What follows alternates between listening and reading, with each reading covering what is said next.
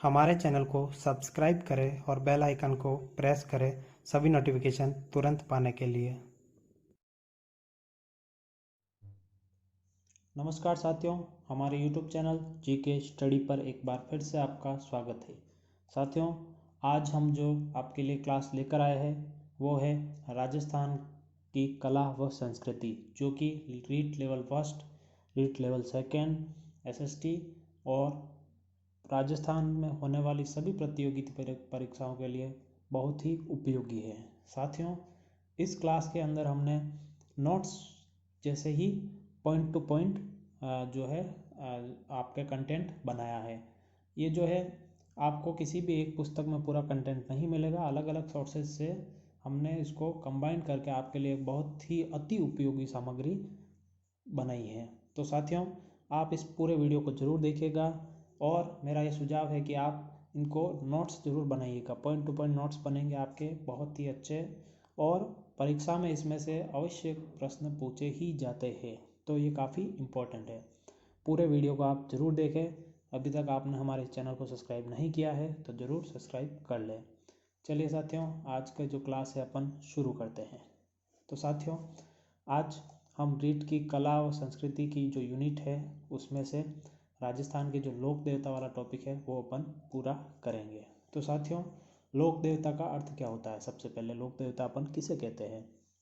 तो ऐसे देवता, राजा, संत, प्रसिद्ध या ऐतिहासिक व्यक्ति जिनकी किसी क्षेत्र विशेष में मान्यता हो, यानी कि किसी क्षेत्र विशेष में ऐसे व्यक्ति जो जिनको लोग बहुत मानते हैं, उनको देवता के समान मानते हैं, यानी कि लोगों द्वारा जिसे देवता के समान माना जाता है वो लोक देवता है।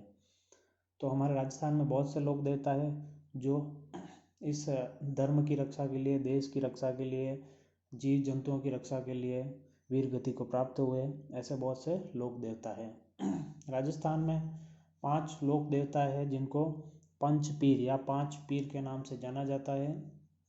ये भी ध्यान रखिए, प्रश्न यहाँ से बहुत बनता है। जैसे कि एक आपको एक शॉर्ट ट्रिक दे रखी है यहाँ पे कि पाबू हड़बू रामदे मांगलिया मेहा, पाँचों पीर बदार जो गोगा जी जेहा। यानी कि 5 पीर है हमारे राजस्थान में जिनको मुस्लिम लोग पीर कहते हैं। हम तो लोक देवता कहते हैं और मुस्लिम लोग पीर कहते हैं। तो 5 पीर से प्रसिद्ध है एक पाबू जी, 2 हड़बू जी, 3 रामदेव जी और 4 मेहा जी और 5 गोगा जी। ये 5 जो है वो पंच पीर है।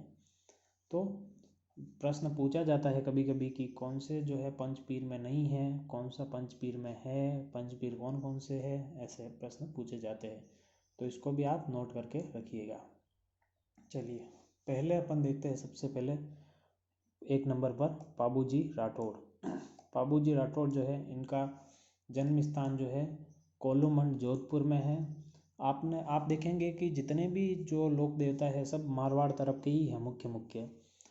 तो इसमें सबसे पहले इनका जन्म तो कोलूमंड जोधपुर में हुआ था। इनके पिताजी का नाम था दांदल दे और माता का नाम था कमला दे।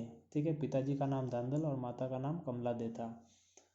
इनकी पत्नी फूलम दे या उनको सुप्यार दे के नाम से भी जाने जाते हैं, जो अमरकोट की सोडा राजकुमारी थे।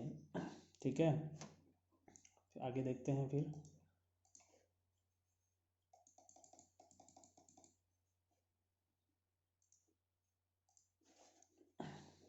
इनकी घोड़ी जो थी वो केसर कालमी नाम से प्रसिद्ध थी, और ये देवल नामक चारण महिला की घोड़ी थी जिनसे इन्होंने ली थी मांग कर। फिर सहयोगी जो चांदा और डामा 2 भील थे इनके सहयोगी, और इनका जो मेला लगता है वो चैत्र अमावस्या को लगता है। मेले एवं त्यौहार में भी ये आएगा, तो ये इम्पोर्टेंट है मेला।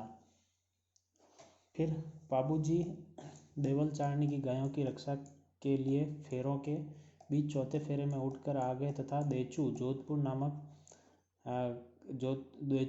में एक गांव है मैं अपने बहनोई जिंदराव खींची, यानी कि जायल का जो राजा था जिंदराव खींची के साथ युद्ध लड़ते हुए वीरगति को प्राप्त हुए थे। तो प्रश्न यहाँ से भी बनता है कि ये कहाँ पर वीरगति को प्राप्त हुए थे, किसके साथ युद्ध लड़ते हुए थे और किनकी गायों की रक्षा के लिए जा रहे थे ये, ऐसा। तो देख लीजिएगा, का चित्र भी है यहाँ पर दे रखा है, देख लीजिए आप अच्छे से। ये जो है घोड़े, ये घोड़ी जो है वो है ये वाली, यहाँ पर केसर काल में। ठीक है, चलो आगे देखते हैं। पाबूजी को लक्ष्मण का अवतार माना जाता है। इन पाबूजी को क्या है, लक्ष्मण का अवतार माना जाता है। पाबूजी ऊँट रक्षक देवता है। मारवाड़ में ऊँटनी लाने का श्रेय इन्हें ही जाता है। ये ऊँट के रक्षक देवता है और मारवाड़ में ऊँटनी जो है वो यही लाए थे। सबसे पहले राजस्थान में या मारवाड़ में ऊँटनी थी, तो उस ऊँटनी को यही लाए थे और तभी से इन ऊँटों का जो है राजस्थान में ऊँट बढ़ते गए और आज अपन रेगिस्तान का जहाज ऊँट को कहते हैं। तो ये जो ऊँट थे वो यही लाए थे। फिर अपन देखते हैं ऊँट पालक रायका। रेबारी जो जाति होती है वो पाबूजी को मुख्य देवता मानती है। ऊँट की पालक जो रेबारी जाति है वो पाबूजी को मुख्य देवता मानती है इनके।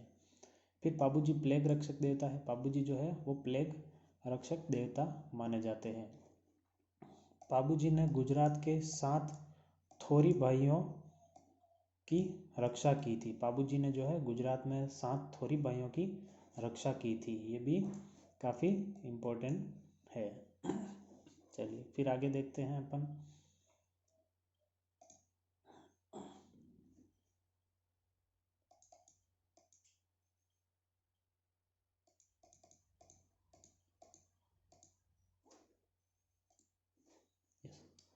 पाबूजी की फड़ भील जाति के बोपे रावण हत्ता वाद्य यंत्र के साथ गाते हैं। सबसे लोकप्रिय फड़ इनकी है। पाबूजी की जो फड़ है वो भील जाति के लोग रावण हत्ते के साथ वाद्य यंत्र है रावण हत्ता एक, उसके साथ गाते हैं, जो कि सबसे लोकप्रिय फड़ है। ये जो पाबूजी की फड़ है वो सबसे लोकप्रिय फड़ है। पाबूजी के पवाड़े माट वाद्य यंत्र के साथ गाए जाते हैं और इनके पवाड़े जो है वो माट वाद्य यंत्र के साथ गाए जाते हैं। ये सब पॉइंट है, इंपॉर्टेंट पॉइंट है, फैक्ट है, इनको याद रखने की ज़रूरत है, एग्जाम में पूछे जाते हैं। आशिया मोड़ जी की पुस्तक पाबू प्रकाश इन पर आधारित है। ये सब जो है पाबूजी के बारे में इम्पोर्टेंट फैक्ट थे और इम्पोर्टेंट तथ्य जो परीक्षाओं में बार बार पूछे जाते हैं, पूछे जा सकते हैं। तो लोक देवता को अपन इम्पोर्टेंट वे में पढ़ेंगे, यानी कि जो चीज़ें काफ़ी इंपॉर्टेंट है। अब ऐसे अपन देखेंगे बेसिक चीज़ें तो बहुत सी है इनके बारे में, लेकिन अपन को वही पढ़नी जो परीक्षा की दृष्टि से काफ़ी इंपॉर्टेंट हो।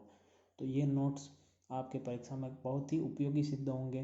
देख लीजिएगा, आप पुराने पेपर भी उठा के देख लीजिएगा जिनमें इनमें से ही प्रश्न पूछे गए हैं। तो चलिए साथियों आगे देखते हैं अपन नेक्स्ट।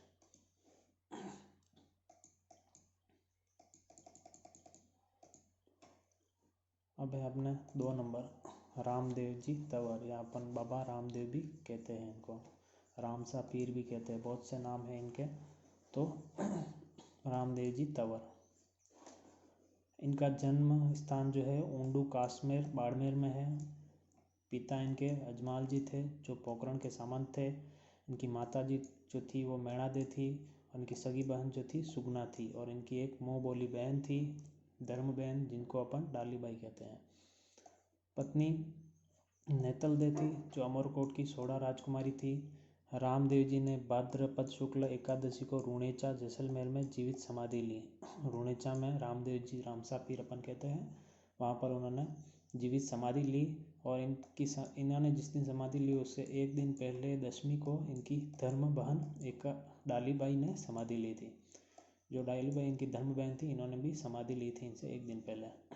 फिर इनका मेला भाद्रपद शुक्ला द्वितीया से लेकर एकादशी तक रुणेचा में लगता है। इनका मेला रुणेचा में लगता है। बहुत से श्रद्धालु जाते हैं यहाँ पर दर्शन के लिए।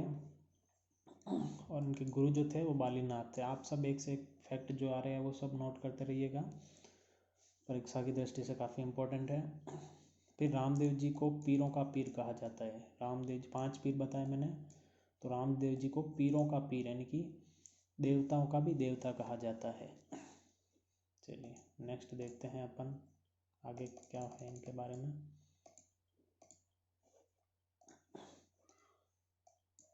रामदेवरा नामक गांव बसाया था। रामदेव जी ने ही रामदेवरा नामक गांव बसाया। रामदेव जी की पुस्तक 24 वाणियाँ इनकी पुस्तक है और ये एकमात्र लोक देवता जो कवि थे। काफ़ी इंपॉर्टेंट फैक्ट, एकमात्र लोक देवता जो कवि थे वो रामदेव जी थे। रामदेव जी ने कामड़िया पंथ की स्थापना की जिसमें महिलाओं द्वारा 13 ताली नृत्य किया जाता है। ठीक है, 13 ताली नृत्य महिलाएं करती है अपन नृत्य के अंदर पढ़ेंगे उसको भी। तो वो इनके वहाँ मेले में किया जाता है इनके कामड़िया पंथ के द्वारा। फिर रूणेचा में पर्चा बावड़ी बनी हुई है। रामदेव जी के मंदिर में उनके पगले पूजे जाते हैं। इनके पगले जो है पूजे जाते हैं रामदेव जी के मंदिर में, और भक्त इन्हें कपड़े के घोड़े भी चढ़ाते हैं। और सबसे लंबा गीत जो है रामदेव जी का ही है, 48 मिनट का। अब इनके मंदिरों के बारे में देखते हैं। टेम्पल्स ऑफ रामदेव, रामदेव जी के अन्य मंदिर कुछ महत्वपूर्ण। तो पहला मसूरिया पहाड़ी जोधपुर में है इनका एक मंदिर, एक बिराटिया अजमेर में है, एक सुरता खेड़ा चित्तौड़गढ़ में है, और एक छोटा रामदेवरा जो गुजरात में है। ये प्रश्न पूछा हुआ है कि छोटा रामदेवरा कहाँ स्थित है, तो छोटा रामदेवरा गुजरात में स्थित है। काफ़ी इम्पोर्टेंट फैक्ट है, इनके बारे में नोट करके रखिएगा आप। फिर देखते हैं अपन नेजा जो है रामदेव जी का जो झंडा होता है, अलग अलग कलर में के उसमें लगे हुए होते हैं, उसको नेजा कहा जाता है। ऐसा झंडा होता है अलग अलग कलर से बना हुआ, उसको नेजा कहा जाता है। लीलो जो है रामदेव जी का घोड़ी का नाम था, घोड़े का लीलो। और जो जमो है वो रामदेव जी का जागरण है, रामदेव जी के जागरण होता है उसको जमो कहते हैं। और रिखिया जो है वो रामदेव जी के मेघवाल भक्त जो है वो रिखिया कहलाते हैं। ठीक है साथियों, आई होप आपको अच्छे से समझ में आ रहा होगा। परीक्षा की दृष्टि से काफ़ी इम्पोर्टेंट टॉपिक है, जिसको अपन 2 पार्ट में पूरा करेंगे। आज इसका पहला पार्ट है, इसमें कुछ लोक देवता अपन आज पढ़ रहे हैं, कुछ अपन कल पढ़ेंगे इसके सेकंड पार्ट में। तो चलिए साथियों, अब देखते हैं अपन गोगा जी। गोगा जी चौहान, इनका जन्म स्थान ददरेवा चूरू है। प्रश्न आया हुआ है रीट में पहले कि गोगा जी का जन्म स्थान कहाँ पर था, ऐसा प्रश्न आया हुआ है, तो ददरेवा चूरू ध्यान रखेगा। इनके पिता जेवर सिंह जी थे, इनकी माता बाचल दे थी। इनका विवाह कोलू मंड की राजकुमारी केलम दे के साथ हुआ। गोगा जी ने मोहम्मद गजनवी के खिलाफ युद्ध किया था। मोहम्मद गजनवी ने गोगा जी को जाहिर पीर यानी कि साक्षात देवता की उपाधि दी। जाहिर पीर किसे कहा जाता है, ये प्रश्न इंपॉर्टेंट है। पीरों के पीर किसे कहा जाता है, वो भी प्रश्न इंपॉर्टेंट है, कंफ्यूजिंग है, ध्यान रखिएगा। रामदेव जी को पीरों का पीर कहते हैं और गोगा जी को जाहिर पीर कहते हैं। और गोगा जी अपने मौसेरे भाई अर्जुन व सर्जन के खिलाफ गायों की रक्षा करते वीरगति को प्राप्त हो गए। गोगा जी जो है इनके मौसी के लड़के थे अर्जुन और सर्जन, इन्होंने जिनके सामने गायों की रक्षा करते हुए वो वीरगति को प्राप्त हुए थे। गोगा जी को सांपों के देवता कहा जाता है। गोगा जी के मंदिर थान खेजड़ी वृक्ष के नीचे बनाए जाते हैं। थान जो है क्या है, गोगा जी के मंदिरों को कहा जाता है, जो है खेजड़ी के वृक्ष के नीचे बनाए जाते हैं। गोगा राखड़ी क्या है, तो राजस्थान में किसान वर्षा के बाद हल जोतने से पहले गोगा जी के नाम की राखी हल और हाली को बांधते हैं, इसे गोगा राखड़ी कहते हैं। क्योंकि ये सर्प के देवता, सांपों के देवता माने जाते हैं, तो सांपों से रक्षा के लिए किसान लोग इनको पूजते हैं और हल के राखी बांधते हैं। फिर मेला, इनका मेला भाद्रपद कृष्ण नवमी को लगता है। मेले सबके याद रखने हैं, जन्म स्थान सबके याद रखने हैं, माता और पिता का नाम सबके याद रखने हैं, काफ़ी इंपॉर्टेंट फैक्ट्स है। अब इनके प्रमुख मंदिर भी आ जाते हैं एग्जाम में, ये भी आपको याद रखने हैं। इनके प्रमुख मंदिर देखते हैं अपन कहाँ कहाँ है।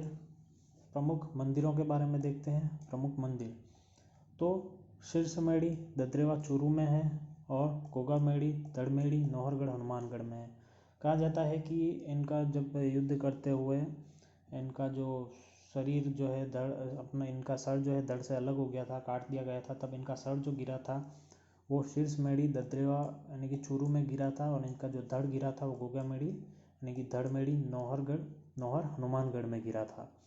तो इन दोनों जगह इनके जो मंदिर बने हुए हैं, और ये जो गोगामेड़ी धड़मेड़ी नौहरगढ़ हनुमानगढ़ में है, इसकी जो बनावट है वो एक मकबरानुमा बनावट है, जिस पर बिस्मिल्लाह लिखा हुआ है, जिसका निर्माता फिरोज शाह तुगलक को कहा जाता है। और इसको जो वर्तमान स्वरूप दिया है वो दिया है महाराजा गंगा सिंह ने। तो ये जो है इनके प्रमुख 2 मंदिर है, और इनके जो मुस्लिम पुजारी है उनको चायल कहा जाता है। चायल मुस्लिम पुजारी इनके चायल कहे जाते हैं। एक चीज़ आप नोट करिएगा कि जो हमारे राजस्थान के जो प्रमुख लोक देवता है उनको जितना हम हिंदू लोग पूजते हैं उतना ही उनको मुस्लिम लोग भी मानते हैं, क्योंकि उन्होंने भी इनके चमत्कार देखे हैं, तो वो लोग भी इनको उतना ही मानते हैं जितना हम मानते हैं। तो उन्होंने भी उनके अलग अलग नाम दिए हुए हैं। पीर कहते हैं वो, हम देवता कहते हैं वो पीर कहते हैं, लेकिन प्रभाव उन पर भी उतना ही है, वो भी उतना ही पूजते हैं उनको। चलिए अब अपन आगे देखते हैं। आगे है अपने 4 नंबर पर हड़बूजी सांकला। हड़बूजी सांकला, इनका जो जन्म है वो बुडोल गांव नागौर में हुआ था इनका जन्म, और ये नागौर के राजा मेहाजी सांकला के पुत्र थे। ये भी इम्पोर्टेंट है, पंचपीर में गिना जाते हैं, तो इम्पोर्टेंट है। चलिए इनके बारे में आगे अपन फैक्ट देखते हैं, आगे क्या फैक्ट है इनके बारे में।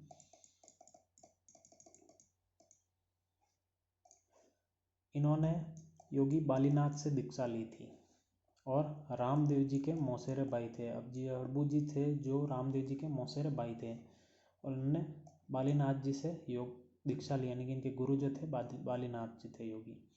ये जोधा को मंडोर जीतने का आशीर्वाद दिया तथा जोधा को अपनी कटार दी थी। जोधा ने हड़बू जी को बैंटी फलोदी में एक जगह का नाम एक गांव है वो गांव दिया था, पर बूढ़ी तथा वहाँ पर ये बूढ़ी तथा विकलांग गायों की सेवा करते थे। यहीं पर इनका मुख्य पूजा स्थल बना हुआ है, मंदिर बना हुआ है वहीं पर, और जोधपुर महाराज अजीत सिंह ने मंदिर बनवाया वहीं पर। ये मंदिर जो बना है वो जोधपुर के महाराज अजीत सिंह जी ने बनवाया था। मंदिर में हड़बू जी की बैलगाड़ी की पूजा की जाती है, वहाँ पर एक बैलगाड़ी की पूजा की जाती है। कहा जाता है कि हड़बू जी इसी बैलगाड़ी में बैठकर जो है यहाँ पर जो गायें रखते थे, उन गायों के लिए जगह जगह से चारा जो है घास इकट्ठी करके लाते थे, तो उस गाय की उस बैलगाड़ी की अब वहाँ पूजा की जाती है। फिर अपन देखते हैं हड़बू जी की सुगंध शास्त्र के ज्ञाता थे, भविष्य बताते हैं। जो हड़बू जी थे वो सुगंध शास्त्र के ज्ञाता थे और भविष्य बताते थे। तो इन्होंने ही जोधा को जो है मंडोर जीतने में मदद की थी, आशीर्वाद दिया था। इन्होंने भविष्य देखकर ही बता दिया था, तो वो उनको कटार दी और फिर उन्होंने जीत लिया उस मंडोर को।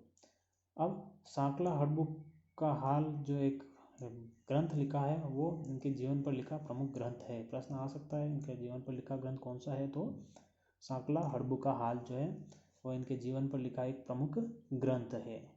चलिए अब अपन आगे देखते हैं नेक्स्ट, और आज के हमारे लास्ट लोक देवता जो है मेहाजी मांगलिया। मेहाजी मांगलिया आज के हमारे लास्ट और प्रमुख लोक देवता, पंचपीर में ये लास्ट है। तो इनका मंदिर जो है बापीणी जोधपुर में बना हुआ है। इनका मेला कृष्ण जन्माष्टमी को लगता है, और इनका घोड़ा जो है वो किरण काबरा है घोड़े का नाम, और जैसलमेर के राणकदेव भाटी से युद्ध लड़ते हुए वीरगति को प्राप्त हुए थे। इनके भोपे की वंश वृद्धि नहीं होती है।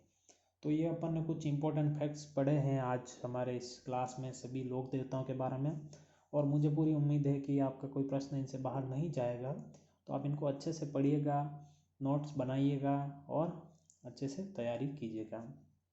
तो साथियों इसी का ही अगला पार्ट लेकर आएंगे, जिसमें जो बचे हुए लोक देवता है वो सारे कंप्लीट कर देंगे अपन।